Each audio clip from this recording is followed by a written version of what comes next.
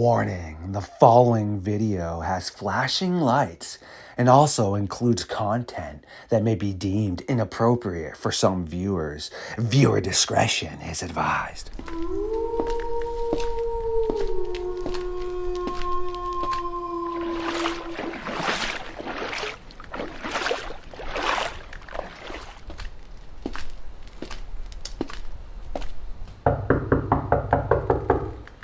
Jeff, aka JJ Messenger, I see you have found your way through the darkness and into the Fox Den for another episode of Midnight Lycanthropy here on StarFox Radio. Yet please allow me to feed.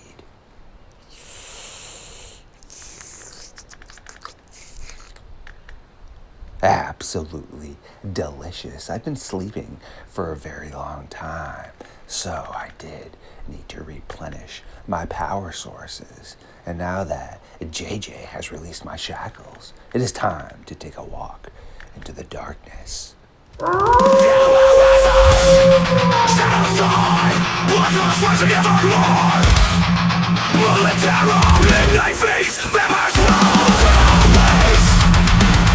Stood up. I said, oh my god, it's a werewolf, and everybody in the car freaked out.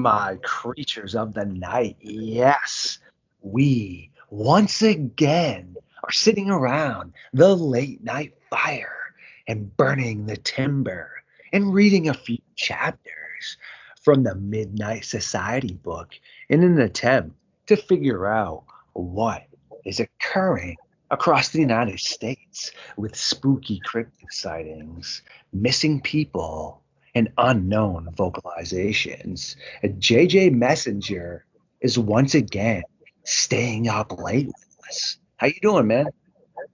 Oh, I'm doing okay. How are you? Just been plugging away and nerding out because every day I try to learn at least one thing. Luckily for me, these last few days, dude, I've been learning like, no exaggeration, 20, 30 different new things. It's beautiful. Oh, very nice. What about you, man? Oh, I've been preoccupied with the mundane matters of everyday life, and work and trying to finance new shingles for my house and all that boring stuff. Oh, yeah.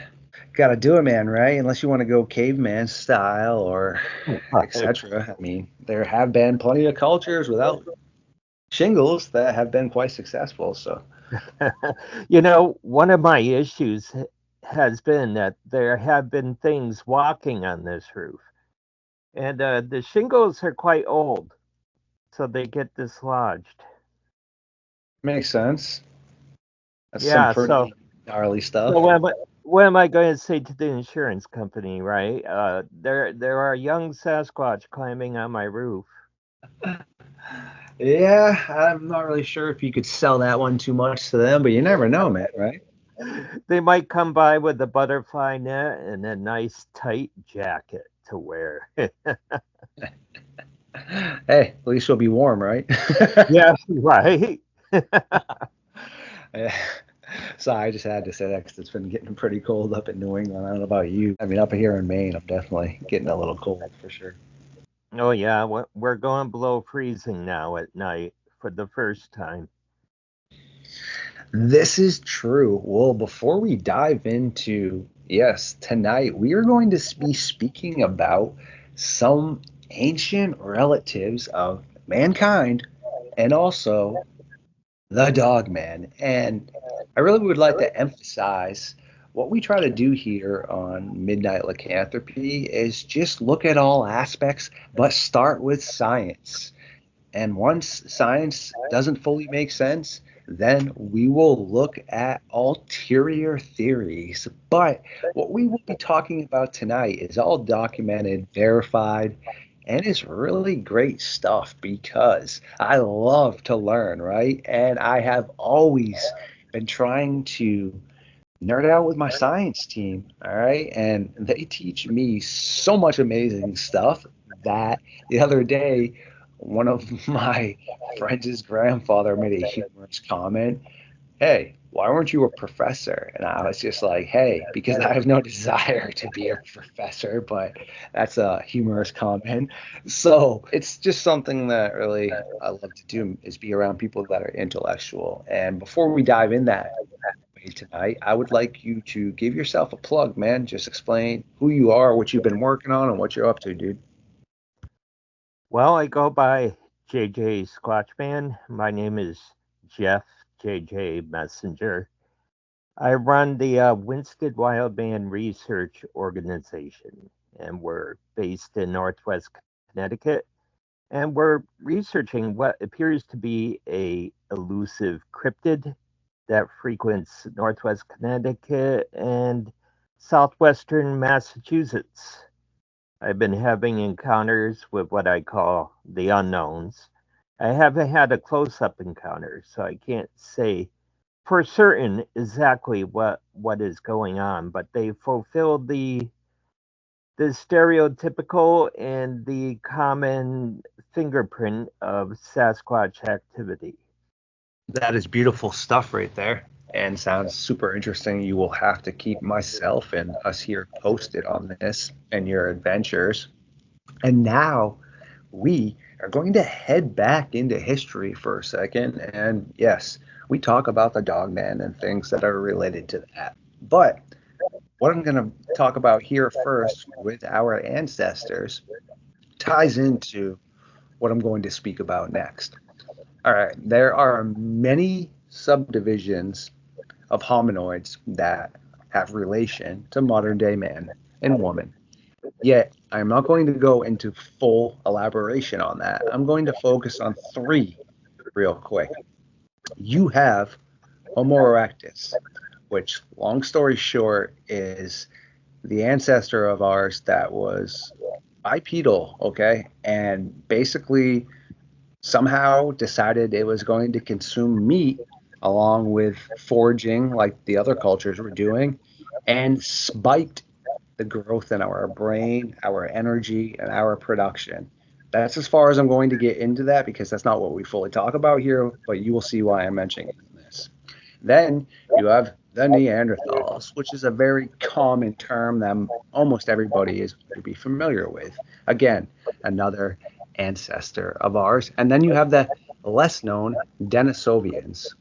And there's some distinct differences between both of them. Neanderthals were more short and stocky, like, say, a power lifter or maybe a dwarf, not even close to that short, but I'm just trying to give a depiction of their build.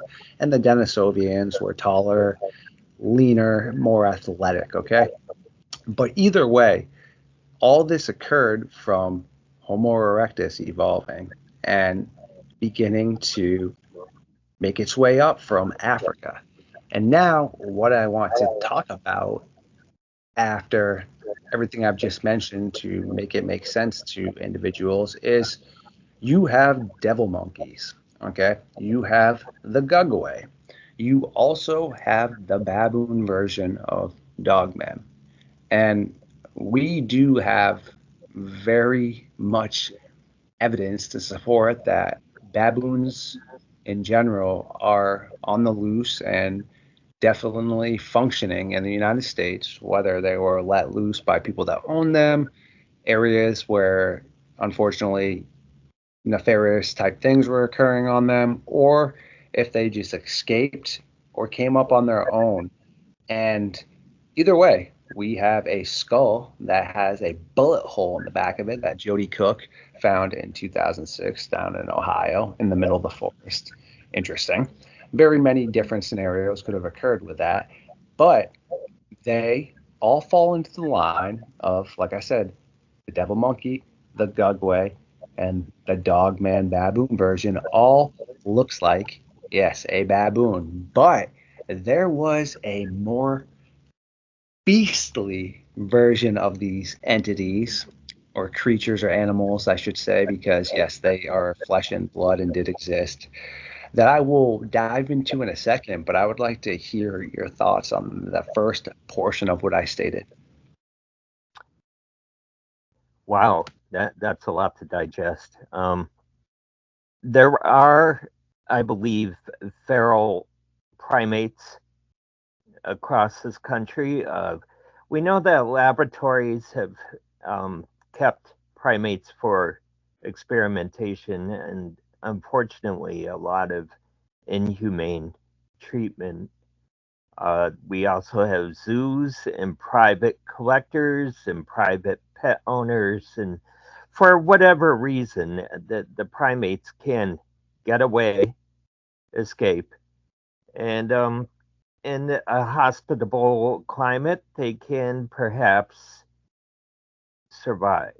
Now, it would be hard to imagine a thriving community of them, but obviously, like in Florida, we have monkeys that live quite easily in that climate. Coming up here to the north, I'm not sure how easy it would be for them. What are your thoughts about that? On that? The colder environments are pretty harsh. Yes, they definitely are. Yeah, it is always interesting. I mean, evolution doesn't just occur, but I've always reminded people, for example, like with some of the interesting stuff floating around about how there's tigers actually in Alaska, and whether or not they've come over recently, escaped from a zoo, or really been there all along.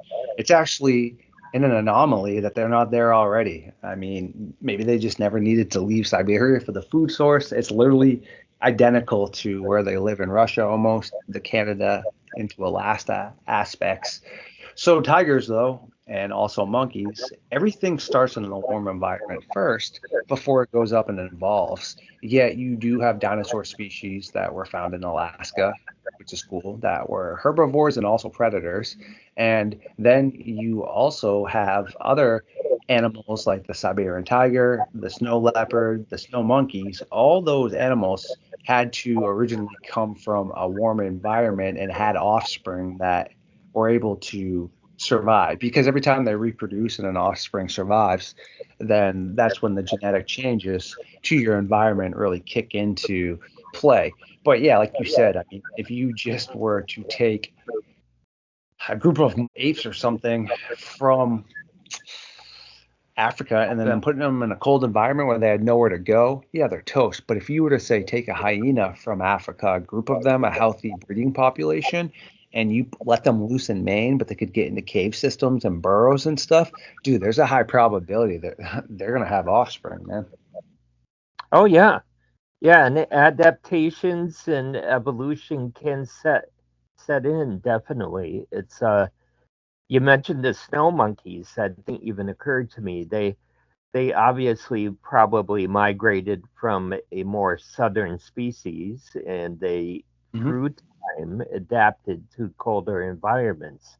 Yes, exactly, which is so cool. And that again ties into, remember how I mentioned Homo erectus just decided to change his diet? Okay, so yeah, we all know I love vegetables and nuts and things and all of that. Yeah, meat also, especially the correct meat, has good implications to help with growth.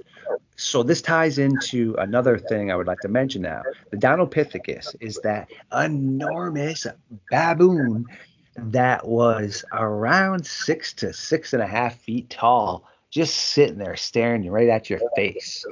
And they were badass. And there is no sign of our ancestors hunting them. They have found a few remains where they're pretty optimistic that they had scavenged them, because this thing was a terror. I mean, picture the fangs on it, its hands and everything. It pretty much ran crap. And at first, they started to fade out around 10,000, 11,000 years ago. Yet now they believe they were around as recent as 1,000 years ago. And Oh wow. our science team, as well as others that have nothing to do with us, state the same facts about how they were originally just like any other baboon. Sure, they were in the large grass and areas, so they were getting their hands on fruits and nuts and grass, yet they still had those enormous fangs, and they would obviously be opportunistic still and grab something like a rodent, another smaller version of themselves, and consume it just like any other baboon. Okay, so it's really not that far fetched now to think that as they've traveled and went to different areas, they could have easily made it up across the land bridge as well, and nothing really would stop them. But also, as you leave your environment and things, they would also have to change their diet. And then they would become omnivorous, like a grizzly bear, as they make their way up. So now, when people report seeing these giant gugwe face eaters, well, baboons unfortunately do eat things faces. Every animal does. It's nutrition value. But I've seen a yellow baboon literally grab a female's freshly born baboon and chew its face off. There's your face eater. Also, devil monkeys look like baboons up in the trees, elongated snouts, ears that are pointy manes. Yeah, baboons have all of that stuff. When you see this giant looking baboon thing with a hump in its back and a mane, yeah, it looks like a giant canine. And of course, it's eating meat now because, like I said, it's really not that far fetched to think that he evolved from that. Now I'm going to blow your mind again, even though this isn't technically Dogman related, but it is because it falls into the adaptation of changing areas and either changing what you're eating or you no longer exist. Recently, they have been finding many more bones of the Gigantopithecus, which I've been a firm believer that same thing. They mix up the term Bigfoot and Sasquatch. Same thing with Dogman. You know how they're mixing up bears, short-faced cave bears, hyenas, all kinds of things. And it's loosely termed Dogman. Well, I believe that when it comes to Sasquatch and Bigfoot, you are dealing with Neanderthal man still, which you and I can talk about this on actually another podcast. I talk about things like this on sometime. And you are dealing with the Gigantopithecus and also other escaped apes, which would explain why there's a ton of different behaviorisms throughout different variations. But what I wanted to get into with the Gigantopithecus now is they found more bones that pretty much are pointing in the direction that this thing's jaw, the way it sat back onto its spine, it was bipedal. And it would have been around 10 to 12, 13, 14-ish, depending on how big this boy or girl was, tall. And they have signs of clashes between ancient man and woman and these beings. So same thing. These things only supposedly went extinct around 10,000, 11,000, or most recently, there's some evidence pointing only around that 1,000-year range again. And scientists believe that just like any other animal, just like we did, that they were pushed out of their natural territory into smaller territories by Homo erectus and other ancient man like Neanderthal and Denisovians and even more modern day man. And they, even though their teeth are more set up like ours for being omnivorous, they were more grass eaters and fruit, but same thing. Most likely they've had to adapt now to be fully omnivorous like a grizzly bear and such, consuming meat as well as berries and things, which would make very much sense for them to snag people as well. And yeah, before I speak a little bit more, I just wanted to hear your thoughts on that. Yeah, Gigantopithecus. That's sort of, he blends into the extra sized ice age. Everything was bigger back then. They had the woolly mammoths, they had cave bears, they had extremely large variations of animals across the globe at that time, including giant sloths. Yeah, things were big. Things are very big. Um, I assume that Gigantopithecus wasn't as common as, say, a saber-toothed tiger or woolly mammoth, the type of animals that our very primitive ancestors would hunt down and consume. Uh, but they were there, and they were common enough for us to have the jaw and tooth examples that they have found. Hopefully, they can find something like part of its pelvis or part of its body. That would be exceptionally intriguing. as you were saying, with the variations with cryptids, I've often wondered if there is an extreme and large variation going on, as you say. What I've been encountering up here in the Northeast is extremely intelligent and human like. But that's not to say that all cryptids are human like, uh, more like Neanderthal, as you were saying. Uh, there could be some that are extremely baboon like, that have adapted and evolved. It would be hard to picture these adaptations and evolution occurring in very small populations, though. What do you think about that?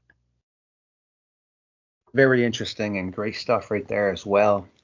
And it really all boils down to we as humans tend to congregate for the most part into areas. Like you can stand out in the forest and see where everyone just is, but then there's still a ton of dense forest out there.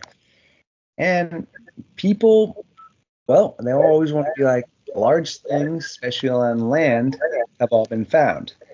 Just recently, they found at first what they thought was a snake, but it was actually a lizard that had no legs that had come down from the mountains somewhere, I believe, in South America.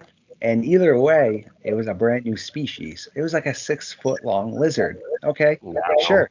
We're not talking about a 30-foot example of something, which people will say, well, that's not that big. Yeah, it is, man. I mean, 6 feet is 6 feet. Okay. So that just shows you right there. Well, these people live around there, but that's a pretty remote area. And a lot of things people don't understand as well. Nerd out, let's go. The larger you are, the less you're going to be fossilized. Meaning, if you look back at how many dinosaurs that, unfortunately, I don't like to deal in nevers or 100s, but the odds of us finding every species to ever exist on this earth are very slim. Okay, no matter how many dinosaurs we find, there's still going to be so many more that we never find. And the larger you are, like I said, it's harder to be fossilized because other vertebrates and insects and everything are going to come up in there and start pulling you apart and spreading your remains around over hundreds of thousands of years. Now those bones are spread out everywhere, and now that they're smaller, they're damaged and they're less likely to be fossilized or ever found, which is why a lot of people find only small portions.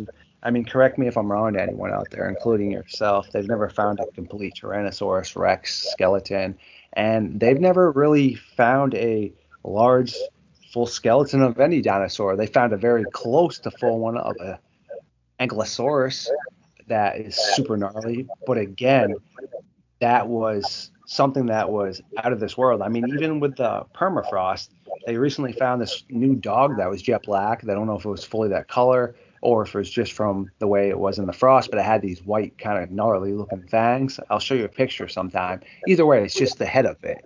And okay, that wasn't that long ago. This thing was deceased. If you look at like a ton of fossilization, it's always smaller things, especially like in the ocean. You'll see smaller shellfish or smaller fish that end up turning into fossils. Same thing with on land. But look at sharks, man. I mean, people wouldn't even have known the megalodon existed if you didn't find the tooth because nothing else exists with the cartilage of that. And again, how many tracks have been found in the past of dinosaurs? Not many. Yes, we get to see them because people are showing us and putting together the cool compilations, but there was a lot more dinosaurs than there have been footprints found, okay?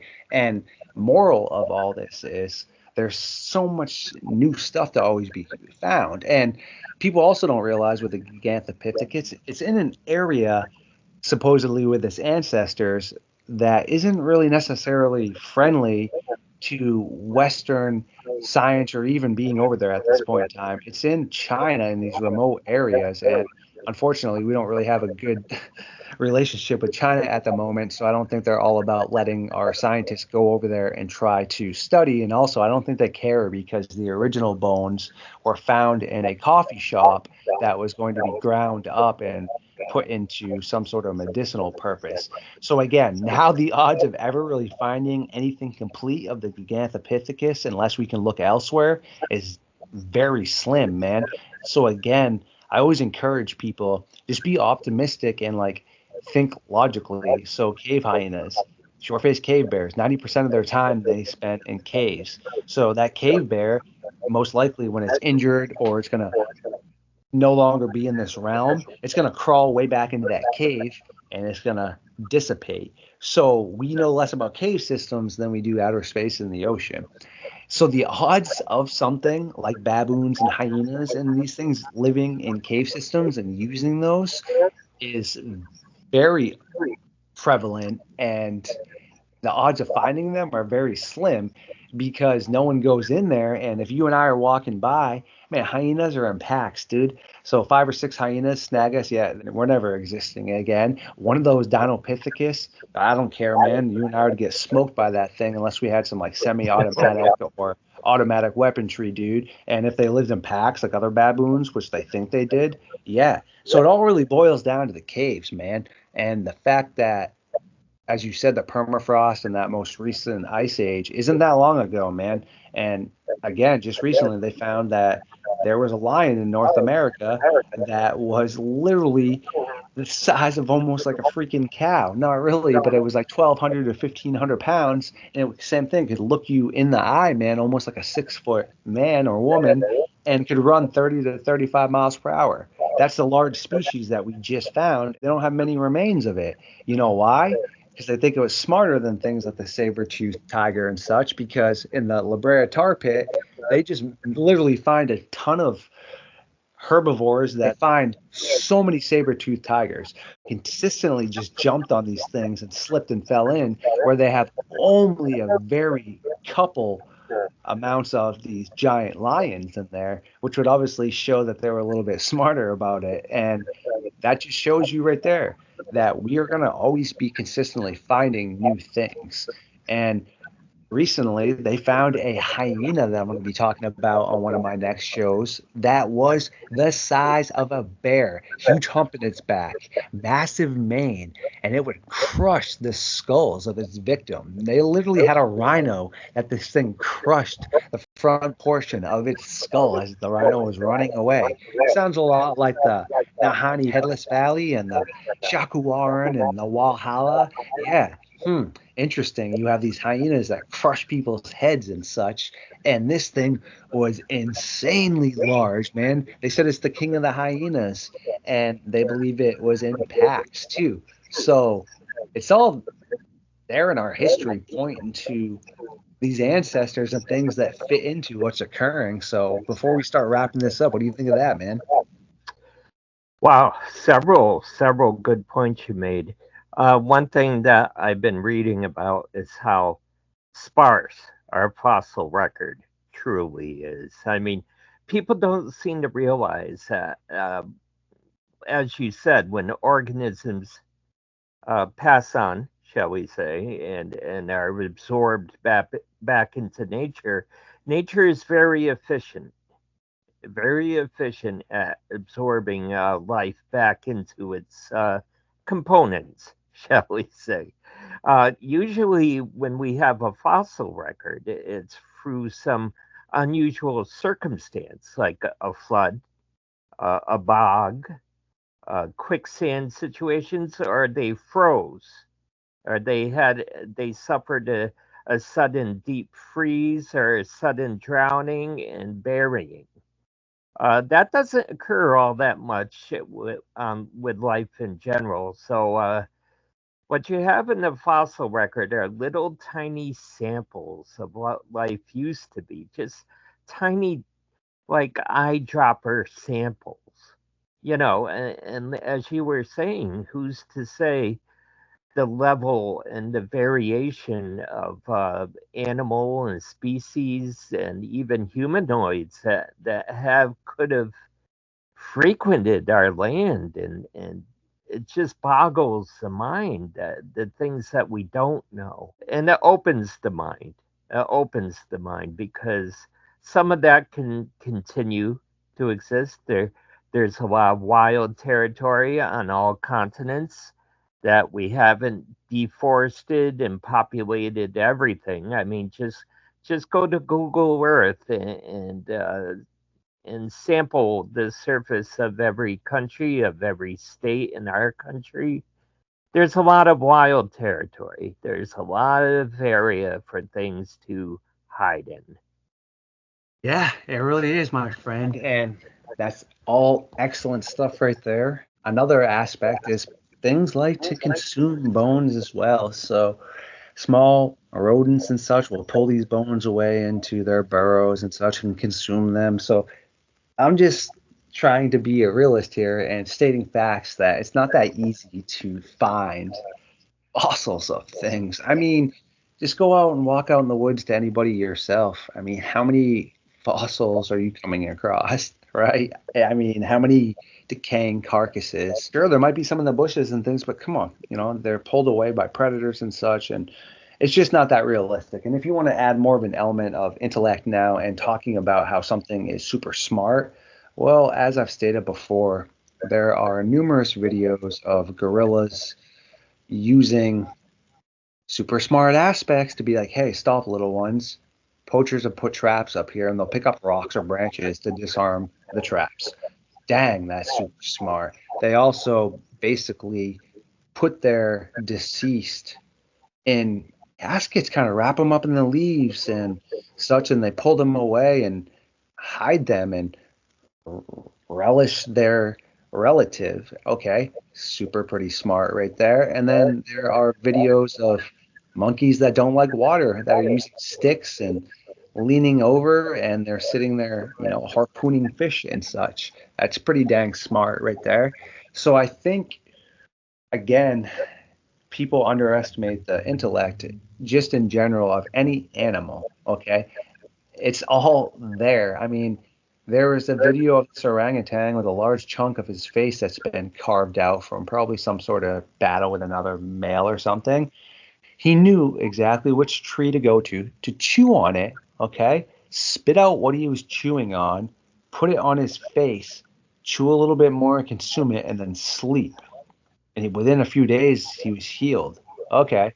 So if that's not smart, then where's the argument? Because the intellect right there is very prevalent. It's understanding what to consume, when to consume, the rest, all of that. I mean, that was a very particular tree, and the way that he went amongst that, it's not like it was just every tree out there. I mean, he had to search for it and such. So if we're talking about things that live in cave systems, right? Okay, I mean like the cynocephali or short-faced cave bears or cave hyenas. I mean, even if they're, I believe the cynocephali are super smart, so we're going to take them out of the equation. But still, it's going to make sense what I'm saying, especially for them. They would pull their deceased back into their caves and such, and probably have some sort of burials and whatever. And we know nothing about the caves again, but even something like a short-faced cave bear or a cave hyena that are smart.